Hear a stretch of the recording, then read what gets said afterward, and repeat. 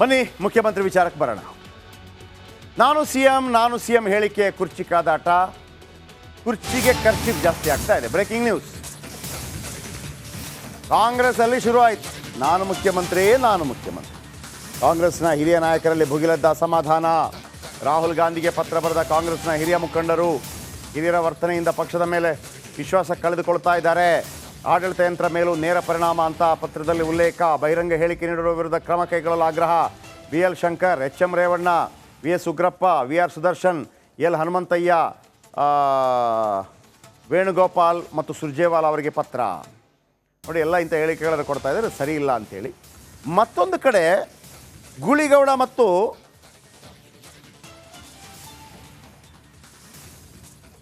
Bhandari MLC ಅವರು ಕೂಡ ಪತ್ರ ಬರೆದಿದ್ದಾರೆ.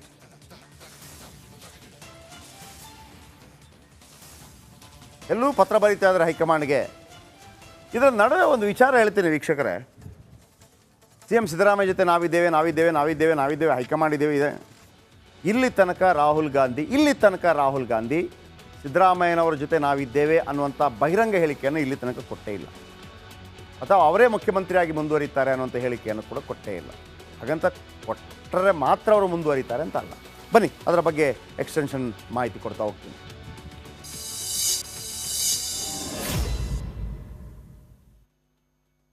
ದಲ್ಲಿ ದೊಡ್ಡ ಸಂಚಲನ ಉಂಟು ಮಾಡಿದೆ.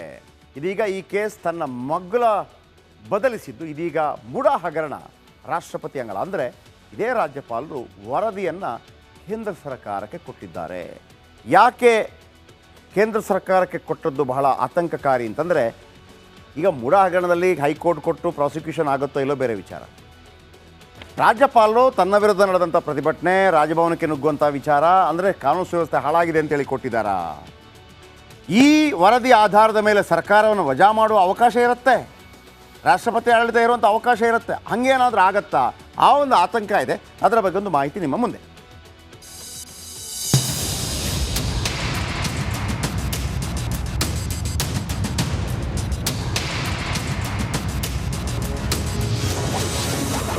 ರಾಷ್ಟ್ರಪತಿ ಅಂಗಳದಲ್ಲಿ ಮೂಡಾ ಚೆಂಡು.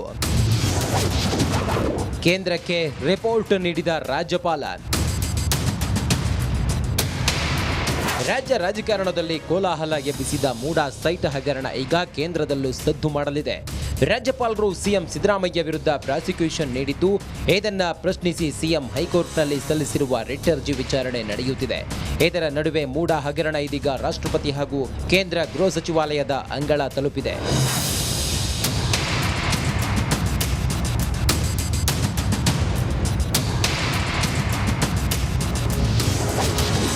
ರಾಷ್ಟ್ರಪತಿಗೆ ರಾಜ್ಯಪಾಲರು ಪಿನ್ ಟು ಪಿನ್ ಮಾಹಿತಿ ರವಾನೆ ಮಾಡಿದ್ದಾರೆ. ಮೂಡಾ ಹಾಗೂ ರಾಜ್ಯದ ವಿದ್ಯಮಾನಗಳ ಬಗ್ಗೆ ಮಾಹಿತಿ ನೀಡಿದ್ದು, ಕಾಂಗ್ರೆಸ್ ನಾಯಕರಿಂದ ರಾಜಭವನಕ್ಕೆ ನುಗ್ಗುವ ಬೆದರಿಕೆ ಹಾಗೂ ಮೂಡಾ ವಿಚಾರವಾಗಿ ತಮ್ಮ ವಿರುದ್ಧ ನಡೆದ ಧರಣಿ ಬಗ್ಗೆ ಮಾಹಿತಿ ನೀಡಿದ್ದು, ಇದರ ಜೊತೆಗೆ ರಾಜ್ಯಾದ್ಯಂತ ನಡೆದ ಪ್ರತಿಭಟನೆ, ಪ್ರತಿಕೃತಿ ದಹನ, ಇದರ ಬಗ್ಗೆಯೂ ರಿಪೋರ್ಟ್ ಕೊಟ್ಟಿದ್ದಾರೆ. ಜೊತೆಗೆ ಸಚಿವ ಸಂಪುಟ ಸಹೋದ್ಯೋಗಿಗಳೊಂದಿಗೆ CM ಟೀಕೆ, ಬುಲೆಟ್ ಪ್ರೂಫ್ ಕಾರಿನಲ್ಲಿ ಓಡಾಡುವ ಸ್ಥಿತಿ ನಿರ್ಮಾಣ ಹಾಗೂ ಗಂಭೀರ ಟಿಪ್ಪಣಿ ಮಾಡಿ ಕಾನೂನು ಸುವ್ಯವಸ್ಥೆ ಬಗ್ಗೆ ಮಾಹಿತಿ ನೀಡಿದ್ದಾರೆ. ಈ ವರದಿಯನ್ನ 2 ದಿನಗಳ ಹಿಂದಷ್ಟೇ ರಾಜ್ಯಪಾಲರು ಕೇಂದ್ರಕ್ಕೆ ರವಾನೆ ಮಾಡಿದ್ದಾರೆ. ಇದರೊಂದಿಗೆ ಮೂಡಾ ಪ್ರಕರಣ ಇನ್ನೊಂದು ಮಜಲಿಗೆ ಹೊರಳಿದೆ. ಅಲ್ಲದೆ ಕೇಂದ್ರ ಹಾಗೂ ರಾಜ್ಯ ಸರ್ಕಾರದ ಮಧ್ಯೆ ಸಂಗ್ರಾಮ ಸೃಷ್ಟಿಸುವ ಸಾಧ್ಯತೆ ಇದೆ.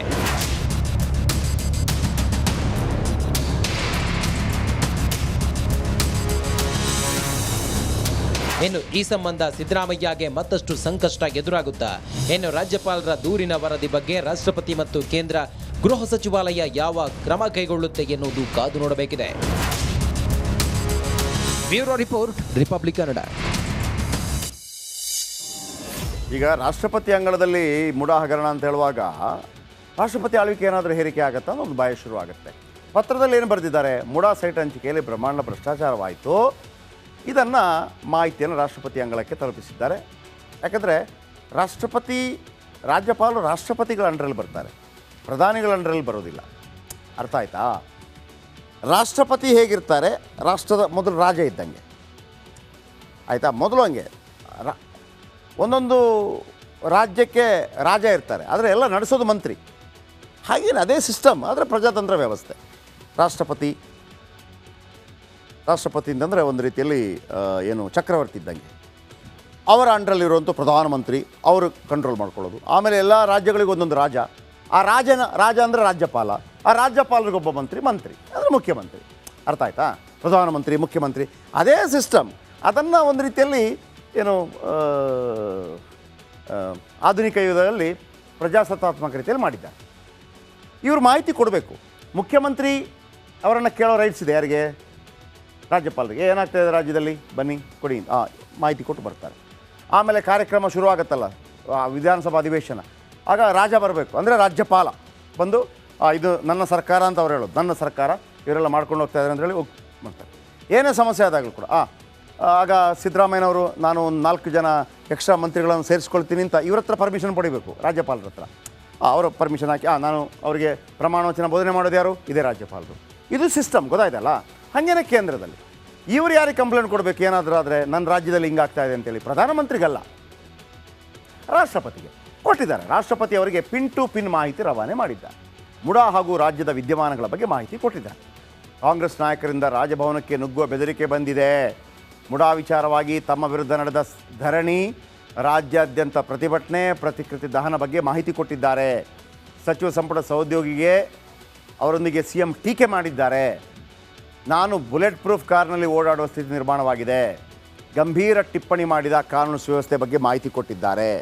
ಪ್ರಧಾನಿ ಮೋದಿಗೂ ಕಳಿಸಿದ್ದಾರೆ. ಕೇಂದ್ರ ಗೃಹ ಸಚಿವಾಲಯಕ್ಕೂ ಮಾಹಿತಿ ರವಾನೆ ಮಾಡಿದ್ದಾರೆ. ಇನ್ನು ಬೆಂಗಳೂರು ವಿವಿ ಘಟಿಕೋತ್ಸವಕ್ಕೆ ಬರಲಿಲ್ಲ ರಾಜ್ಯಪಾಲರು. ಕಾನೂನು ದೃಷ್ಟಿ ಇರ್ಬೋದು, ಬರಲಿಲ್ಲ. ಇವೆಲ್ಲವನ್ನು ಕೂಡ ಮಾಹಿತಿ ಕೊಟ್ಟಿದ್ದಾರೆ. ರಾಷ್ಟ್ರಪತಿಗಳಿಗೆ ಏನು ಅವಕಾಶ ಇದೆ? ಮುಡ ಬಿಟ್ಟಾಕಿ, ಮುಡ ಬದಿಗೋಯ್ತು. ಆರ್ಟಿಕಲ್ 356 ಅಂತ ಒಂದಿದೆ. ಆರ್ಟಿಕಲ್ 356 ರಾಷ್ಟ್ರಪತಿ ಆಡಳಿತ ಹೇರೋದಕ್ಕೆ ಶಿಫಾರಸು ಮಾಡಿದ್ರಾ? ಅದು ಗೊತ್ತಿಲ್ಲ ನಮಗೆ. ವರದಿ ಕೊಟ್ಟಿದ್ದಾರೆ. ಇದು ಆದರೆ ಆರ್ಟಿಕಲ್ 356 ಅಡಿಯಲ್ಲಿ ರಾಜ್ಯ ಸರ್ಕಾರವನ್ನು ವಜಾ ಮಾಡುವ ಅಧಿಕಾರ ರಾಷ್ಟ್ರಪತಿಗಳಿಗಿದೆ.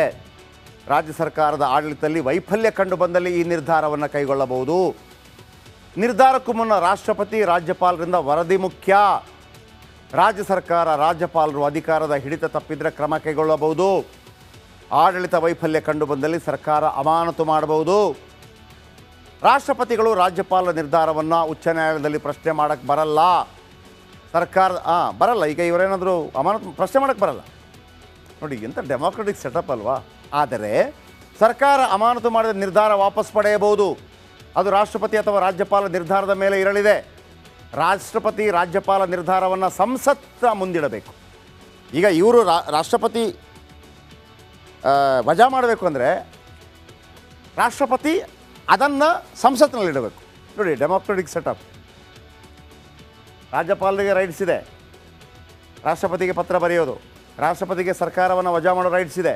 ಆ ವಜಾ ಮಾಡಬೇಕು ಅಂತಂದರೆ ಕೇಂದ್ರ ಸರ್ಕಾರದ ಸಂಸತ್ತಿನಲ್ಲಿ ಅದಕ್ಕೆ ಅನುಮೋದನೆ ಸಿಗಬೇಕು, ಪಾರ್ಲಿಮೆಂಟ್ನಲ್ಲಿ.